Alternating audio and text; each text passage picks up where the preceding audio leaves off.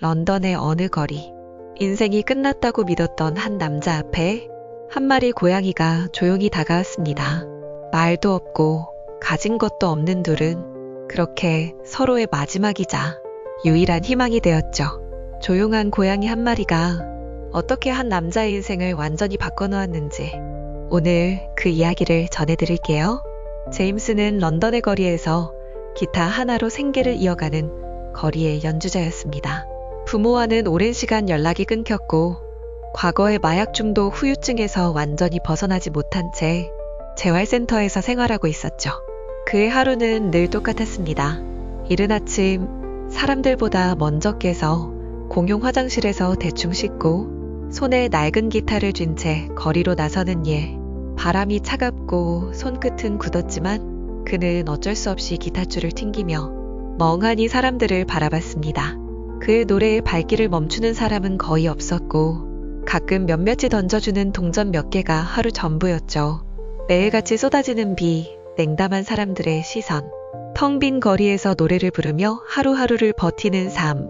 그는 저녁이 되면 남은 동전으로 빵 하나를 사 먹고 좁은 쉼터 구석에 몸을 눕혔습니다. 길고 긴 어둠이 내려오면 문득 이런 생각이 들곤 했습니다. 이렇게 살아서 뭐하나? 그의 인생은 늘 벼랑 끝에 서 있었습니다. 그러던 어느 날 그의 낡은 임시거처 안에 조용히 들어와 앉은 한 고양이. 나이는 1살 반, 붉은색 얼룩털에 초롱초롱한 눈을 가진 오렌지 고양이. 그 아이는 마치 길 위에서 살아남기 위해 온 세상의 경계를 다 배운 듯한 눈빛이었죠. 제임스는 그 고양이를 그냥 보내지 못했습니다. 남은 음식을 나누어주고 상처를 치료해주고 이름을 지어줍니다. 그 아이의 이름은 밥. 처음엔 단순한 동정이었어요. 하지만 밥이 사라지지 않고 매일 아침 같은 자리에 앉아있자 제임스는 점점 이 존재에게 마음을 열기 시작합니다. 어깨를 스치듯 스며드는 체온. 울지도 않고 조용히 앉아있는 밥의 존재는 제임스에게 오래된 침묵을 깨우는 듯 했죠. 그는 처음으로 누군가와 눈을 마주하기 시작했어요. 말은 통하지 않아도 그 눈빛 속에 묘하게도 위로가 있었거든요. 이 아이는 나를 필요로 하는 것 같았어요. 근데 가만히 생각해보면 내가 이 아이를 필요로 하고 있었던 걸지도 몰라요. 밥은 다음 날도 그 다음 날도 계속 제임스를 따라왔습니다. 버스를 타면 무릎에 앉아 있었고 거리 공연을 하면 제임스의 어깨에 올라가 있었어요.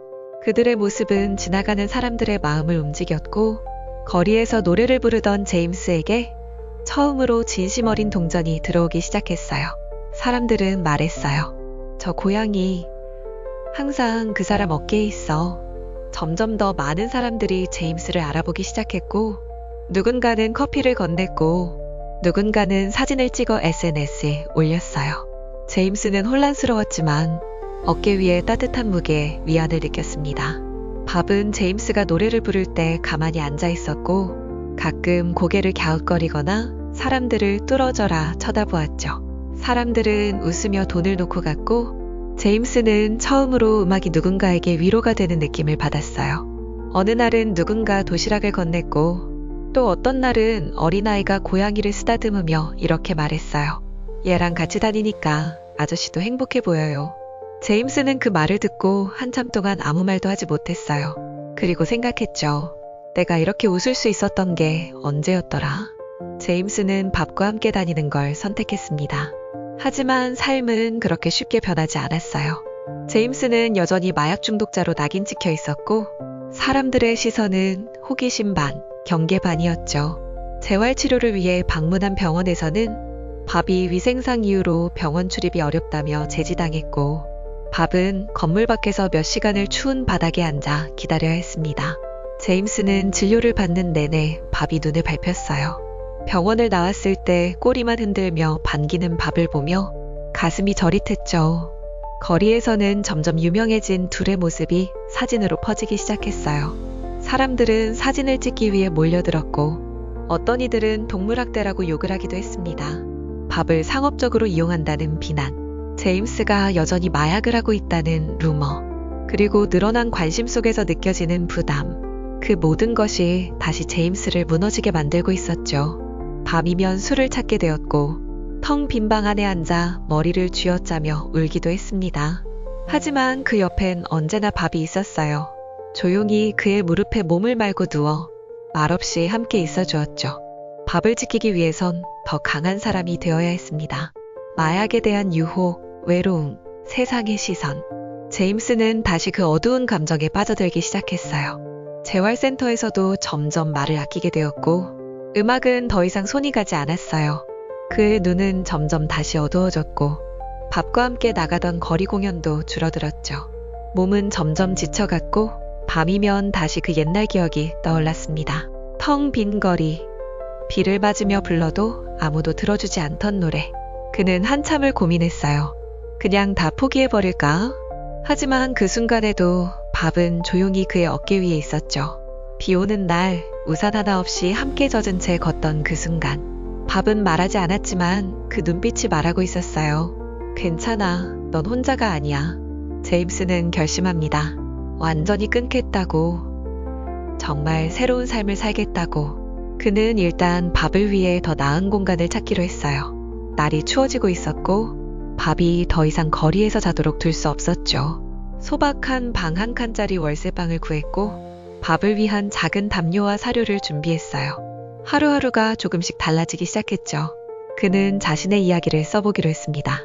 그동안 일기장에만 적던 글들을 모으고 밥과 함께했던 순간들을 하나씩 되짚기 시작했어요. 밥이 처음 나타났던 날, 비 오는 날 함께 맞았던 우산 없는 골목, 누군가가 건넨 따뜻한 커피, 그리고 다시 시작하게 만든 눈빛. 그는 적었습니다. 나는 이 고양이 덕분에 다시 인간답게 살고 싶어졌습니다. 원고를 본 어느 출판 관계자가 책으로 내보자고 제안했어요. 제임스는 망설였지만 이 이야기가 누군가에게 위로가 될 수 있다면 더는 숨지 않기로 했습니다. 출판 제안을 받고 책은 세상에 나옵니다. 내 어깨 위 고양이, 밥이라는 제목의 책은 영국 전역에서 엄청난 반응을 얻어요. 처음엔 작은 출판사에서 낸 단출한 책이었지만 거리의 홈리스였던 한 남자와 고양이의 진짜 이야기는 누구보다 많은 사람의 마음을 울렸고 몇 주 만에 베스트셀러에 올랐습니다. 사람들은 책을 읽고 편지를 보냈어요. 당신 이야기에 울었어요. 당신과 밥 덕분에 저도 다시 살아보고 싶어졌습니다. 한 번은 제임스가 우연히 지하철역에서 자신의 책을 들고 있는 사람을 보게 됐어요. 그는 말없이 그 장면을 지켜보다가 천천히 고개를 숙이고 미소 지었죠. 거리의 그림자 같았던 제임스는 이제 누군가의 기억 속에 살아있는 사람이 되었습니다. 밥과 함께한 이야기는 단순한 고양이 이야기 그 이상이었고 제임스는 이제 더 이상 그늘 속의 사람이 아니었습니다. 제임스는 여전히 밥과 함께 있어요. 인터뷰도 하고 강연도 하고 누군가에게 위로가 되는 삶을 살고 있죠. 이제 그는 아침이면 밥과 함께 산책을 나가고 종종 작은 도서관에서 아이들을 위한 낭독회에 참석합니다. 밥은 그 옆에 조용히 앉아 있다가 어느 순간 아이 곁에 가서 머리를 비비곤 하죠. 한때 모든 걸 포기하려 했던 남자가 이젠 누군가에게 희망이 되는 삶을 살고 있다는 것. 그는 더 이상 숨어 있지 않고 더 이상 외면하지도 않아요. 그리고 그는 말합니다. 많은 이들이 말해요. 제가 밥을 구했다고. 하지만 사실은 밥이 저를 구한 겁니다. 그 말에는 고양이 한 마리가 일으킨 인생의 기적이 담겨 있었습니다. 이 세상에 진짜 기적이 있다면 그건 아주 작고 조용하게 어깨 위에 또는 마음속에 내려왔는지도 몰라요. 우리는 종종 우리의 삶을 구할 누군가를 기다립니다. 하지만 그 누군가는 생각보다 더 가까이에 생각보다 더 작은 모습으로 찾아올지도 모르죠. 고양이 한 마리, 그 조용한 눈빛 하나가 한 남자의 인생을 바꾸었습니다. 그리고 그 남자는 다시 세상을 바꿀 수 있는 사람이 되었죠. 제임스와 밥의 이야기는 끝났지만 그 울림은 오늘도 누군가의 가슴에 남아 조용한 위로가 되고 있을 겁니다. 당신도 그런 존재를 만나본 적 있나요? 아니면 당신이 누군가에게 그런 존재였던 적은요? 댓글로 당신의 이야기를 들려주세요. 우리의 삶은 그렇게 이어지고 또 다른 이야기로 연결될 수 있으니까요. 구독과 좋아요, 그리고 알림 설정도 잊지 마세요. 당신의 하루가 그 아이에게는 전부입니다. 그럼 전 이만 물러갑니다. 감사합니다. 오늘도 힘내세요.